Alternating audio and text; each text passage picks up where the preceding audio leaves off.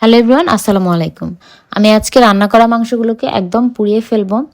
আর কেন পুড়িয়ে ফেলবো এগুলোকে পুরো ভিডিওটি দেখলেই বুঝতে পারবেন। তো চলুন মূল রেসিপিতে চলে যাই। তো আজকে আমি আপনাদেরকে তৈরি করে দেখাবো বারবিকিউ। কিভাবে আমি খুব সহজে বাসায় বারবিকিউ তৈরি করব সেটা আপনাদের সাথে শেয়ার করব। তো চলুন প্রথমে বারবিকিউ করার জন্য একটা গুঁড়ো মশলা তৈরি করে নেব। এলাচ 5টা নিয়েছি, দারুচিনি 2টা, কালো এবং সাদা গোলমরিচ 1 চা চামচ, জিরা 1 চা চামচ আর কয়েকটা শুকনো মরিচ। এগুলোকে আমি একটু হালকা তেলে তারপর ব্লেন্ডার মেশিনে ব্লেন্ড করে নিব। এখন আমি এখানে মুরগির পিস নিয়েছি 7টা। তো এগুলোকে একটু ছুরির মাথা দিয়ে কেচে নিব।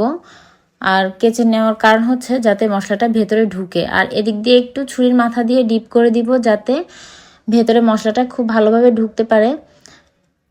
তো সবগুলো মুরগির পিস আমি এভাবেই করে কেটে নিচ্ছি। তো মুরগির পিসগুলো কাটা হয়ে গিয়েছে, এমনভাবে কাটতে হবে যাতে হাড্ডি পর্যন্ত লেগে যায়, এরকম করে কাটতে হবে।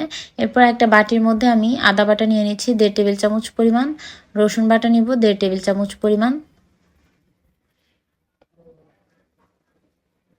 এরপর এখানে দিয়ে দিচ্ছি, আমি এখানে মিষ্টি দই ব্যবহার করেছি যার কারণে চিনিটা দিব না। যদি টক দই ব্যবহার করেন তাহলে সেখানে অবশ্যই 1 চা চামচ পরিমাণ চিনি দিয়ে দিবেন। আর দিয়ে দিচ্ছি গুঁড়ো যে মশলাটা করে রেখেছি সেটা, আর এখানে দিয়ে দিব জলপাইয়ের আচার 1 টেবিল চামচ। তারপর দিয়ে দিচ্ছি এখানে মরিচের গুঁড়ো, দিয়ে দিব স্বাদ অনুযায়ী লবণ, দিয়ে দিচ্ছি সয়া সস 2 টেবিল চামচ। তারপর দিয়ে দিব এখানে টমেটো সস 2টা। আমি এখানে প্যাকেটের সসটা ইউজ করছি, আপনাদের কাছে যদি এমনি সস থাকে সেখান থেকে 2 টেবিল চামচ পরিমাণ দিয়ে দিবেন তাহলে হবে। তারপর দিব লেবুর রস 1 টেবিল চামচ আর সামান্য একটু জর্দার রং, খুবই সামান্য পরিমাণ, এটা স্কিপ করে যেতে পারেন, না দিলেও কোনো সমস্যা নেই, সুন্দর একটা কালার আসার জন্য আমি দিয়েছি। তারপর এখানে বেশ কিছুটা সরিষার তেল দিয়ে দিব, প্রায় হাফ কাপের মতো তেল দিয়ে দিব এখানে সরিষার তেল। তারপর মশলাটাকে খুব ভালোভাবে মেখে নিব। আর এখানে পেঁয়াজ বাটাটা আমার আগে দিতে ভুলে গিয়েছিলাম, তারপর এখন দিয়ে দিচ্ছি। পেঁয়াজ বাটা নিয়ে নিব, অবশ্যই পেঁয়াজ বাটা দিবেন তাহলে গ্রেভিটা খুব ভালো হবে বা বেশি হবে গ্রেভিটা।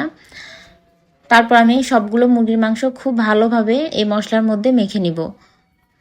যেদিক দিয়ে কাটা অংশ আছে সেদিকে একটু আঙ্গুলের সাহায্যে ভালোভাবে ভালোভাবে ভেতরে ঢুকিয়ে দিতে হবে মশলাটা। আর এটাকে ম্যারিনেশন করে রাখবো 5 থেকে 6 ঘন্টার মতো। তারপর ঢেকে রেখেছিলাম। এরপর 5-6 ঘন্টা পরে আমি আবারও ফিরে এসেছি। এখন আমি এখান থেকে মুরগির গা থেকে মশলাটুকু যতটুকু সম্ভব ছাড়িয়ে নিব। ছাড়িয়ে নিয়ে তারপর আমি একটা বাটিতে তুলে রাখবো বা প্লেটে তুলে রাখবো। এরপর আমি চুলায় একটা প্যান বসিয়ে নিয়েছি, সেখানেও সরিষার তেল দিয়ে দিব। অবশ্যই ভাজার জন্য সরিষার তেলটা দেওয়ার চেষ্টা করবেন। এখানে কিন্তু খুব বেশি তেলের প্রয়োজন হবে না। এখানে আমার প্রায় 3 থেকে 4 টেবিল চামচ পরিমাণ তেল হবে যতটুকু দিয়েছি। প্যানটাকে খুব ভালোভাবে গরম করে তারপরে এখানে আমি মুরগির পিসগুলো দিয়ে দিলাম। সবগুলো পিস দেওয়া হয়ে গেলে কিছুক্ষণের জন্য এগুলোকে ঢাকা দিয়ে রাখবো। ঢাকা দিয়ে যখন একটা পিঠ কিছুটা হয়ে যাবে তারপর আবার উল্টে দিব। উল্টে আমি এটাকে আবারও ঢাকা দিয়ে রাখবো। চুলার আঁচটা কিন্তু লো মিডিয়ামে থাকবে, খুব বেশি বাড়ানো যাবে না, নাহলে চিকেনের গায়ে যে মশলাটুকু লেগে আছে খুব বেশি পুড়ে যাবে, একটা তেতো ভাব চলে আসবে। তো চুলার আঁচটাকে লো মিডিয়ামে দিয়ে এগুলোকে কুক করে নিতে হবে। তো মাংসগুলো যখন সেদ্ধ হয়ে যাবে বাকি যে মশলাটা ছিল সেটা এখন আমি এখানে ঢেলে দিয়েছি। আর চুলার আঁচটাকে আরও কিছুটা লোতে দিয়ে এখন আমি মশলাটাকে খুব ভালোভাবে কষিয়ে নিতে হবে, নাহলে কিন্তু মশলা থেকে গন্ধ আসবে। এরপরে এই চিকেনগুলোকে একটা কাঁটা চামচ বা ছুরির মধ্যে গেঁথে এভাবে গ্যাসের চুলায় পুড়িয়ে নিতে পারেন, তাহলে একটা বারবিকিউ ফ্লেভার পাবেন। তো সবগুলো আমি চিকেনের পিস এভাবে করে পুড়িয়ে নিয়েছি, খেতে কিন্তু খুবই ভালো হয়েছে। তো এদিকে মশলাটাও হচ্ছে। তো মশলাটা যখন এরকম তেল তেলে ভাব চলে আসবে বা কালারটা এরকম একটু কালচে টাইপের হয়ে যাবে তখনই ভাববেন যে মশলাটা একেবারে পারফেক্টভাবে হয়ে গিয়েছে। তো এখন আমি এগুলোকে পরিবেশন করেছি রুটি বা পরোটার সাথে, আপনারা রুটি বা পরোটার সাথে কিংবা পোলাওর সাথেও সার্ভ করতে পারবেন। তবে এটা কিন্তু নান রুটি দিয়ে খেতে বেশ লাগে, আমরা পরোটার সাথে সার্ভ করেছি।